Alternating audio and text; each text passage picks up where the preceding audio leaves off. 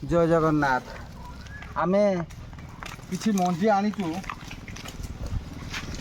विभिन्न प्रकार परिवेश उपयोगी मंजी आम आनीचु ये सब फांका जगह मानक पकेबू आउ ये गछ हम वृक्ष संख्या वृद्धि निहाती जरूरी।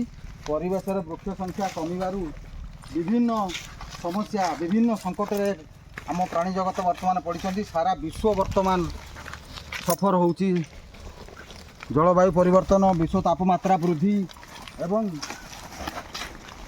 ऑक्सीजन अभाव अंगारकाम्ल वृद्धि जहाँ प्राणी जगत पर घोर समस्या। विश्व तापमात्रा जो बढ़ुची अंगारकाम्ल बढ़ी चलू सारा संसार रे सबू जिनस बढ़ी चली। जनसंख्या कलकारखाना जानवाहन सबू बढ़ी चली। ये सब को जी नियंत्रण रखिब से हूँ वृक्ष जंगल आमर प्रकृतिर जो अवदान ताकू आम नष्ट कर चलचे जहाँफल विश्व तापमात्रा बढ़ी चली। विभिन्न प्राकृतिक विपर्यय बढ़ी चली। जलवायु परिवर्तन हो चली आउ ऑक्सीजन कमी कमी जाऊँ जहाँ आम विश्वर प्राणी जगत पाई घोर संकट घोर विपद माड़ी आसला।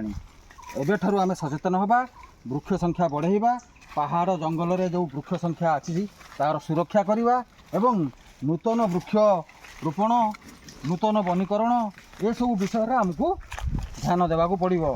प्रत्येक भाई माने प्रत्येक भौणी माने सारा ओडिशा कौन भारत कौन सारा विश्वर समस्तंकर दायित्वबोध अच्छी जे आमे जो प्रकृति निश्वास नौचे अम्लजान जहाँ बंचीचे से प्रकृति आज घोर विपद रे। तो प्रकृति राणी माता प्रकृति राणी वर्तमान विपद रे पड़ी जहाँ फल विभिन्न समस्या उपजुची। तेणु आमे प्रकृति को सुरक्षा करवा प्रकृतिर जंगल तार वृक्ष संख्या तार सबू जिनस को आम सुरक्षा करवा।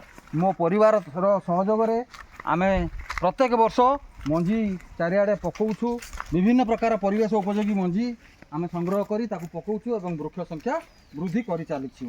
एही भली समस्तंकर अवदान रहिबा दरकार। जय जगन्नाथ।